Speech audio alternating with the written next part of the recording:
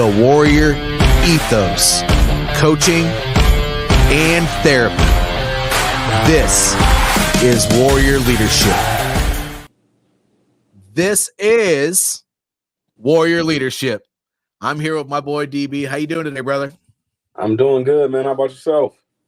Man, a little under the weather, but I'm excited to be talking about, some important stuff here, because while I'm not feeling well, being sick over here at my house, I think this topic today, which we're going to be going into, motivation and discipline,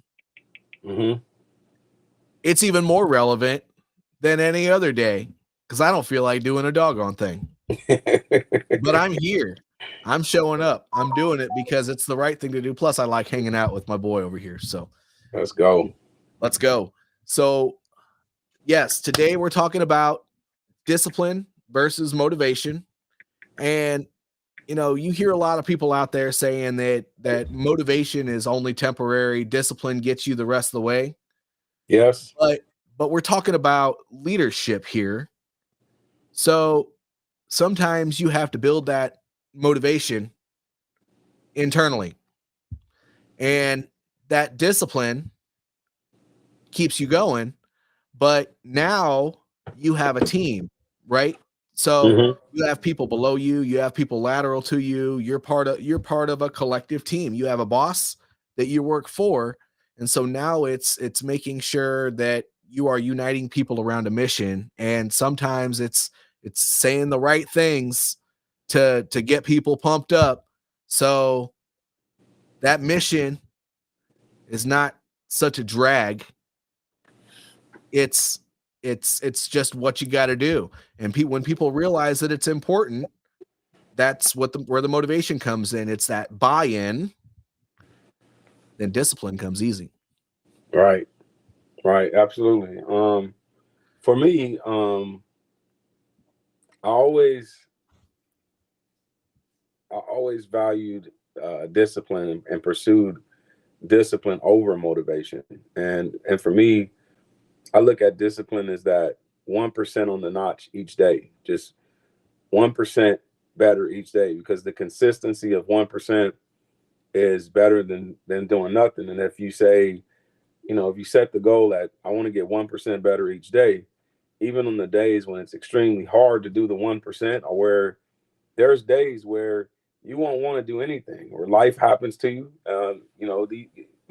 it's reality is that, sometimes you will have extremely difficult days and you don't want to give anything. And so imagine, not wanting to give anything and be at 0%. And then you need that motivation or that booster to get you through that day. Then on those days, that's where you can still hit that 1% and still reassure yourself that you're still hitting the objective, that you're still moving forward. But in my experience, I know there has been other seasons where I set the bar way too high for myself, and it wasn't really like a smart goal, right? So it wasn't realistic and time bound most of the time. And I lost the steam to hit the objective because I didn't give myself enough time, right? And I think that's another topic about time management, but I think that fits within the idea of discipline and motivation, because I can be disciplined to achieve a certain goal. Well, if I set the goal too high and want to reach it too soon, like for example, in my youth, right, when I was 20, I was supposed to have my master's degree by the time I was 25, and it didn't work that way. And I noticed that it wasn't that I didn't necessarily have the discipline or the motivation. It was just poor planning. And yet, I think this is the important part to know from a therapeutic lens, is that if I disappoint myself by not hitting my objective at the time that I said, which is 25, for my example, then the negative emotion that comes up from that works against, my will or my desire to even be disciplined, if that makes sense. Oh, yeah. No, it makes you feel like if you don't think you can do it because you didn't hit your goals, it almost makes you look at that goal and say, well, should I even bother at all? That's it. That's But it. in reality, a setback is only just a setback. That's And it. if you don't learn from that setback and move forward stronger, then you're cheating yourself. 100%. And So you know, that's where that discipline comes in. absolutely. So coach, how about this? I got a question for you. For those people who are in a place where maybe they're not quite disciplined at the time, what's the first step, man? What do they do first to even start that process of becoming disciplined and become so they can become the best version of themselves? What do they do first? Well, it obviously it depends on the situation, but I would say figure out why that thing is important to you Hmm. and focus on that. If you can find your why, it will push you past those times where you're near burnout or uh you're just thinking to yourself, I don't even want to do this. This sucks, or whatever the case may be. Because if you don't have the discipline to move forward, you're not going to get it done. Now, if you figure out why you wanted to do it in the first place and likely already got started, then of course you'll move forward because you realize why it's important. Right. I love that. I love that answer because I agree with you 100%. And it makes me, from a coaching standpoint, that definitely the response that you gave is spot on and 100% accurate, is finding your why. And then what's interesting is as we talk about continuing to build this bridge out between coaching and therapy, the way I see that particular person, it could be a grief or loss situation, for example. And one of the things that I teach when teaching grief and loss, talking about grief from a task based perspective, is develop an enduring connection with the person that you lost, and that enduring connection could be the greatest why ever, right? Your why of why you're going to do what you do, and that sort of anchor of hope or discipline is in the loss of that person you suffered. And so if you look at that as the end goal is, and I'll give you a good example of this. So my pursuit of social work and helping people is rooted in the loss of my grandmother. Like that's where it started at, right? That's the beginning of it. And me working in that field is an enduring connection to her. So when I'm doing the work, my value of service came from her, working in the church and working in the community. And so having a core value is a why that we can attach to. And what's powerful about that, coach, is that it takes on a spiritual life, because now it's not just, oh, I it's like a sense of duty, like you're doing it out of duty, and not in the sense of obligation, but it's like, I need to do this because I'm carrying out the marching orders of the person that went before me. And that why is so powerful, because when you have those days where you want to give up and you don't want to keep on going, that's the kind of why that equals that equates to the level of discipline that it won't make sense to most people why you're still persevering. But I'm persevering because I'm standing on the back of giants. Yeah. Well, but you also got to keep in mind that not everybody has other people that they rely on. Say a college student goes to a brand new town. Hmm. That's really, really difficult. Right. So, they have to build those internal factors. And sometimes there aren't a lot of them because you're in a new place. You don't have a support system. You might call mom and dad on Zoom or FaceTime or just on the phone or whatever the case may be. But at the end of the day, now it's you and only you until you can build that support system, until you can find study partners. And so motivation will get you started. You moved to this new place. You're getting a degree. Your parents are paying for it, so you got to do it. But there are situations where you have to focus on discipline to make sure you're building that consistency. Because if you don't finish, that's not okay either. If you have goals and and you don't have a support system, so you give up on yourself, that's also not okay. This is pardon me, I'm sorry. I'm not feeling well today. But, there's fear that goes along with these things. Mm-hmm. And fear will also destroy discipline. It will destroy motivation. And if you don't push past that and keep, that's why I focused on the why, because if you don't keep that in the top of your mind all the time, you will give up. You know what, Coach? I love that. I love how you went to fear, because it's like fear as a sort as a fuel source. It's like it erodes the system, right? And it's false evidence appearing real. And my mom, she taught me this. She said, fear is you either F it and run, or you face it and recover. And the recovery process is dependent on you facing that thing. And when you think about facing it is that daily walk that you have to do. But in those moments, that spark of motivation, someone's just giving you a good word, someone's saying something to you that ignites that fire. So when we met, Coach, we had met, way before we first started the season of Warrior Leadership. And I was on the path and I was being very disciplined. I was, getting up early, working out. I had my schedule, everything was set. And we met at the DAV Patriot Boot Camp.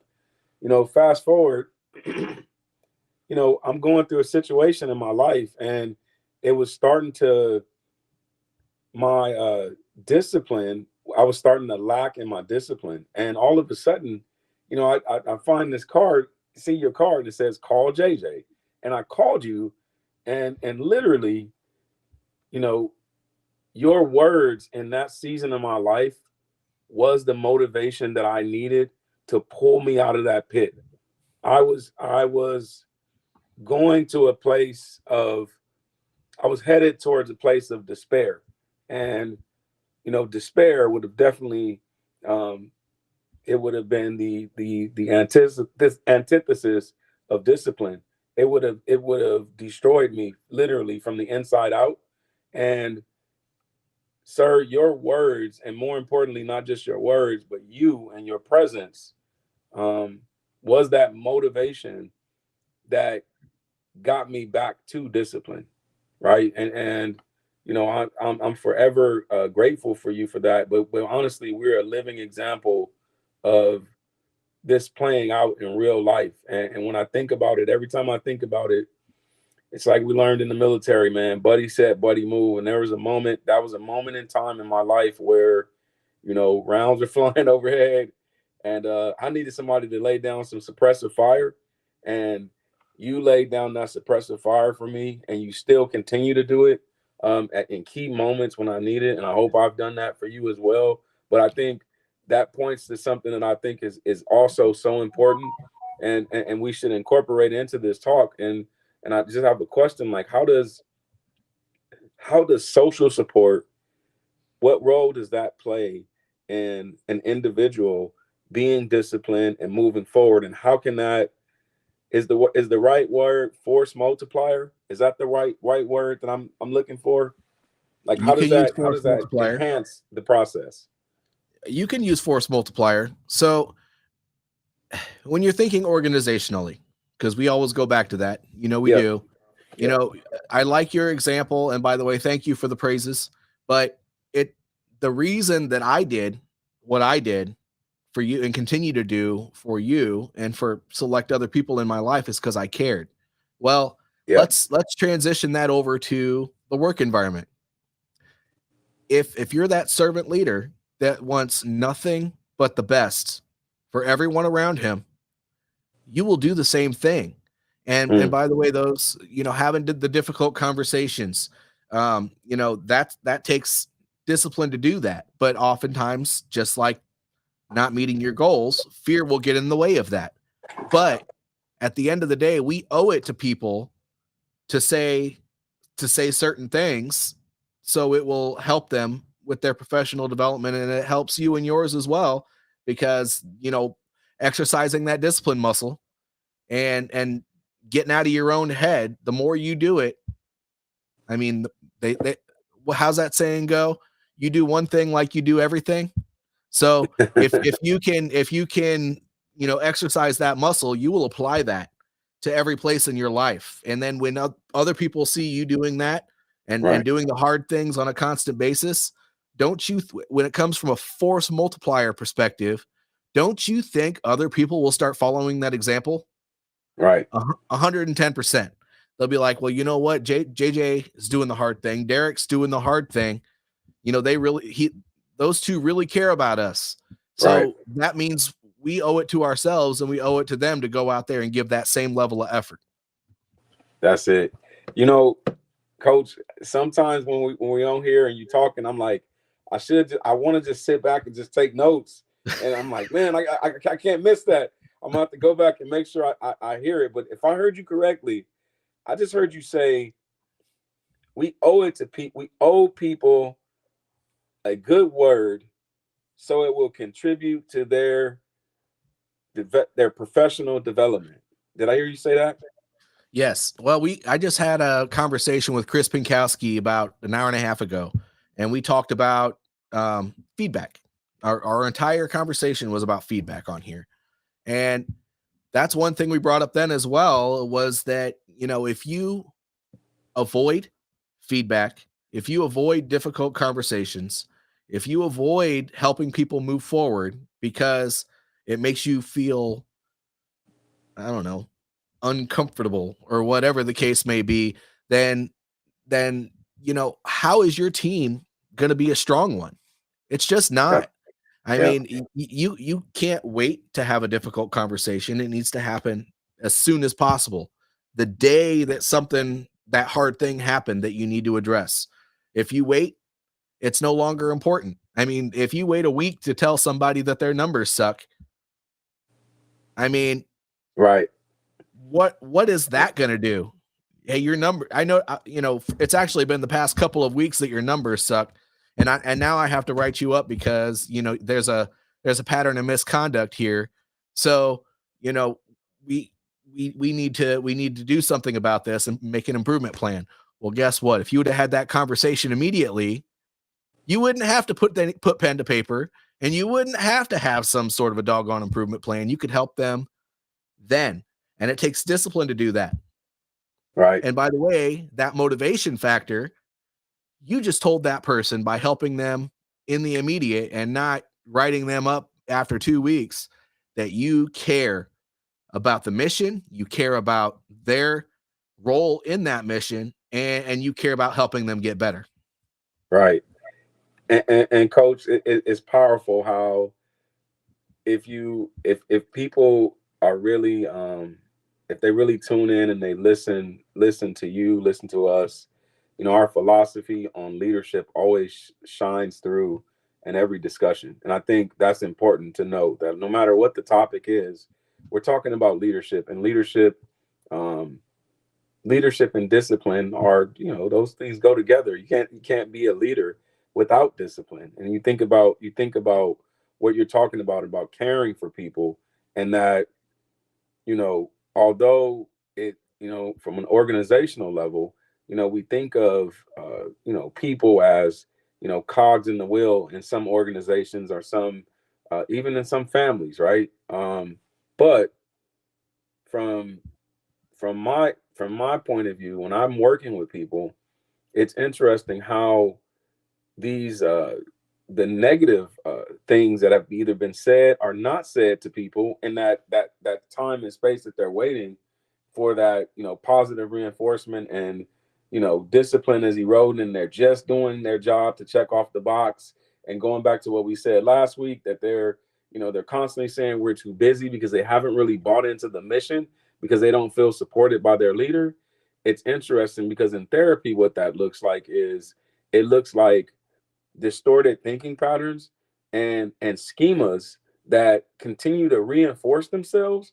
And so that's going to erode discipline. And so when a person gets to that point, that's where therapy is needed. And so it's like, if we can help upstream stop that from happening, then we will need less therapy. And for me, I'm going to say this, as a therapy, I don't want there to be more therapy for people, because the truth is that there's a shortage of behavioral health professionals in our world. There's a shortage of healthcare professionals in our world, and we should be focusing on preventative care. And I don't want to get off into too far into that topic, but if we can help people upstream, like what we're talking about, and have frontline leaders connect with people where they are and figure out these things up front, even if there is a need for like therapeutic services that's identified in an encounter you might have with a person, then the time in therapy it'll be a lot less time before they hit a crisis situation. Too many Mhm. times, even within my organization, I've seen it where people will go through this situation that you're describing, coach, where they're talking to me at the water cooler and they're frustrated with a supervisor. They're not being disciplined. They're not getting stuff in on time because they're constantly, just worried about their performance, worrying about their livelihood. And so it's like, my guidance is always to somebody, look, go directly to that person, schedule a one-on-one meeting, and work it out with that person. Because if not, then it becomes less about the work and more about the intrapersonal interaction that you're having with that individual. Which now, how can you be disciplined when you're in conflict within yourself and with your direct supervisor or whomever it might be? So Oh yeah. Yeah. And we've talked about this before too. If somebody shows up to a workplace and that supervisor is detached, chances are where they just came from, their last supervisor was probably very similar. The statistics show, I think it's 63%. I don't quote me on it because I don't have those in front of me right now, but I think it's 63% of leaders out there don't know how to connect with their people. wow. Yeah. And Woo. I again that's a statistic that might be a little bit low, I might be a little bit high, and when it's because they get caught up in work. And if you don't connect with your people, there's going to be a lack of trust. And if you don't give a certain type of attention to your people, then they're going to think you don't care. And if they don't think you care, are they really going to be motivated, or are they going to be doing the bare minimum all the time? Right. Because Right. they're not going to want to go above and beyond for somebody who doesn't want to go above and beyond for them. Yeah, you get paid more, so you should do more. But on the other side of that, that's what you hear a lot of people say, of course, you're going to work harder. You get paid to work harder, but Right.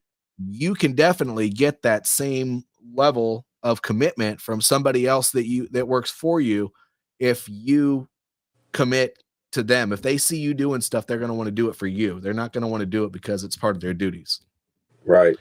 And man, I'll say this.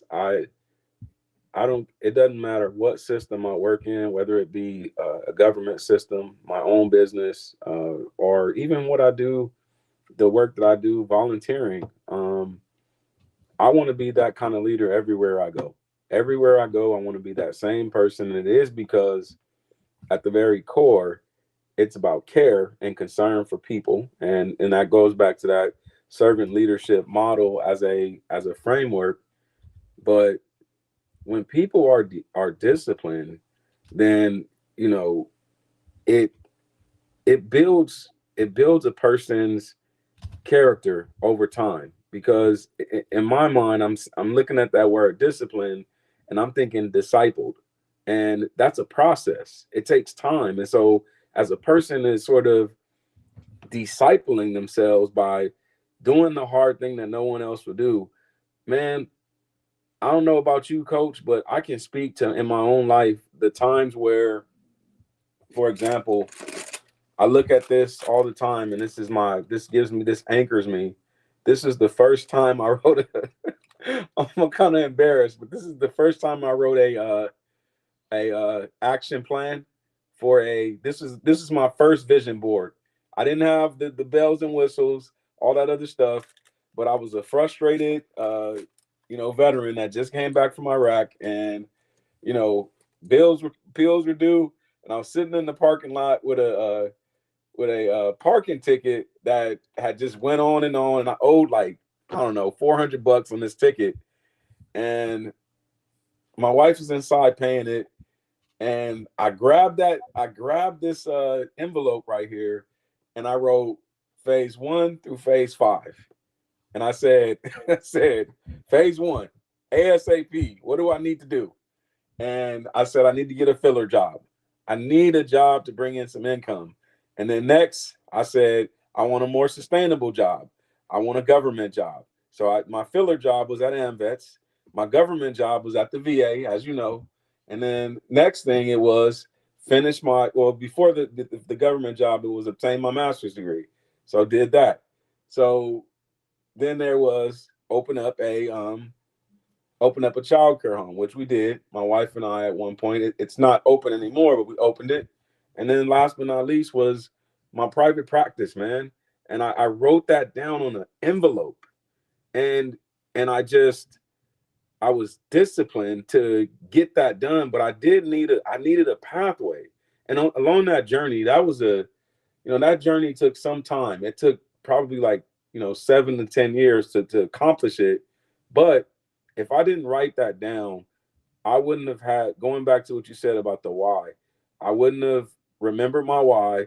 But that one piece of paper it's like a touch point. It's not just the words that are written on the page. It was the desperation of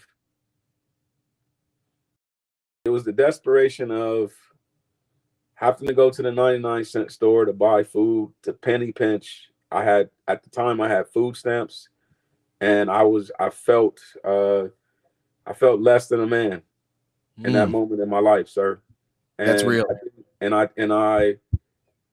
turned to God, and then God gave me that envelope and said, hey, this is going to be your path. And I went on that path and that journey, and it wasn't easy, but it was a necessary one. And so I put this above my desk to ground me and to remind me that stay on the road. And sometimes it gets hard, man. Your legs get heavy when you run in a marathon and you get up there in age and you start having, other health concerns. Look, the one thing you cannot calculate in life, and I mentioned grief and loss earlier, but I'm going to bring it up again, because grief and loss isn't just about losing someone to death.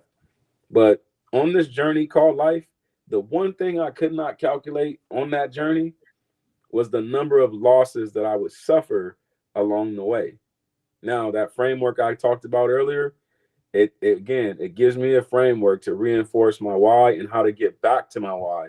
Because there are moments in life, it's like a boxing match. There are going to be times where you're going to get hit square on your chin, even with the best defense.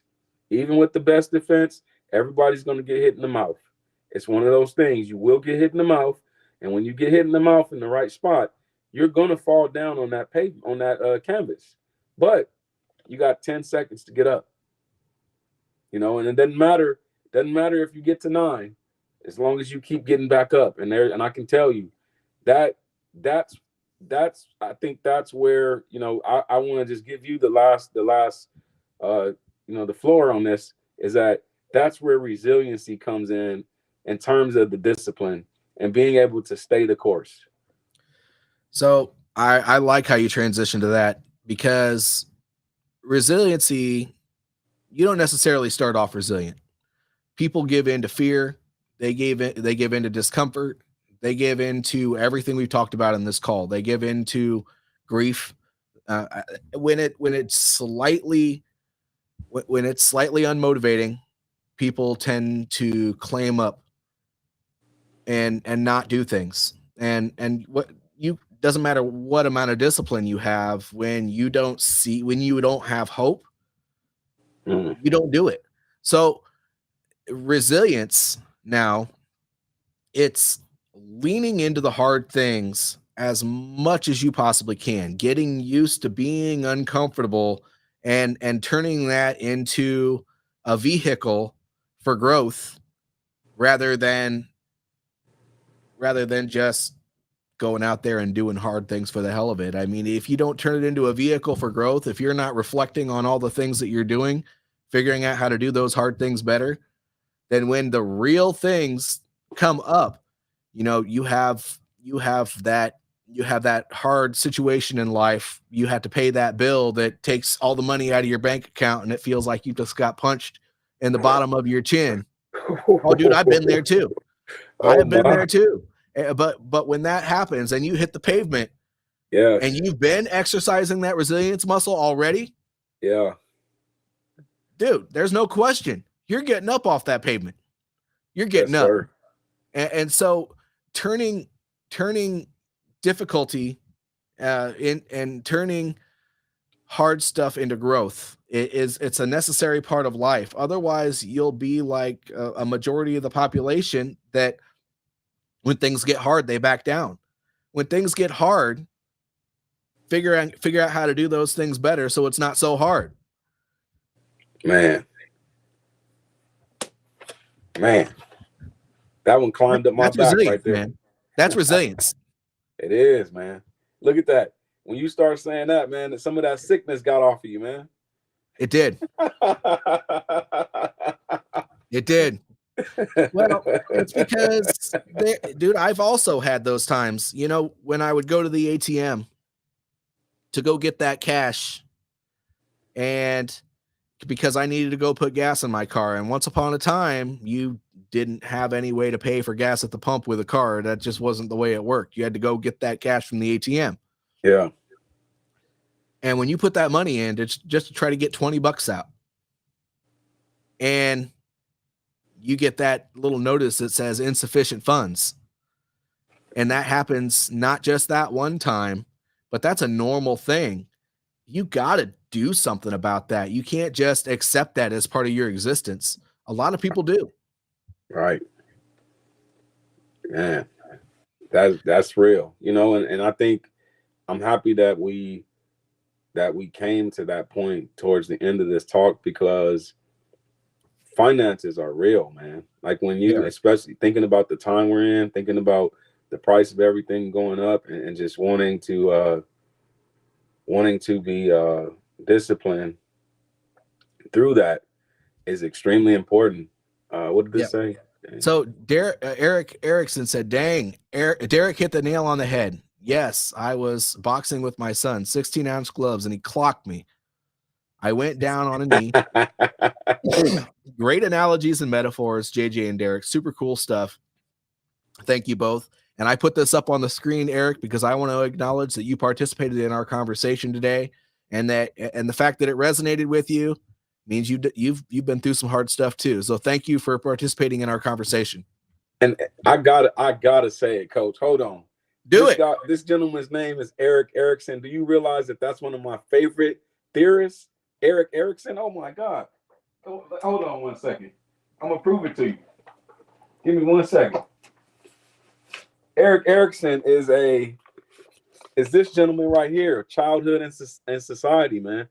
My whole practice is built on his theory of psychosocial development. So I don't know if there's any relation, but a lot of the things we're talking about, man, I can go on and on about how, you know, if I wanted to talk about discipline and how that is affected across the lifespan and just motivation, man, it's powerful. So that's kind of cool to have Eric Erickson on with us and sharing that comment. But I like what you said about, you know, having those gloves on and, you know, getting caught off guard by your son. You know, it's interesting because in life, you know, the person that's punching at you they don't always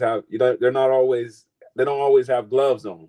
And so in those moments where we get caught slipping and we get hit because our guard is obviously down because we don't realize that the person has gloves on. In those moments, man, when you get hit in those moments, it's harder to get up off the canvas, but it's still not impossible. So thank you for that feedback. Absolutely. Well, thank you, Eric, for participating. Thank you, everybody, for being part of our audience. I can't leave this episode without putting a plug in. Have to do it. Speak up, show up, lead. It's my story, a veteran story of grit, growth, and leadership from the ground up. This is not a woe is me story of my past. This is me talking about the hard stuff and what I learned from that, and then letting everybody know what I succeeded in. Because I mean, gosh, we have to learn in our life, and just because you've had struggle in your life doesn't mean you can't rise above that. So my goal is to help you with that by motivating you through a 100-page book. So anyway, thanks again. Eric, thank you for participating. And I see you put on another one. Eric Erickson was a psychologist, but we have no relation. We have lived in the same place, Carmel, California. However, interesting. Well, that's interesting. It is. Yeah. Well, thanks again, Eric. Thank you, Derek, Eric and Derek. And this concludes an episode of Warrior Leadership. And we'll see you all in a couple of weeks.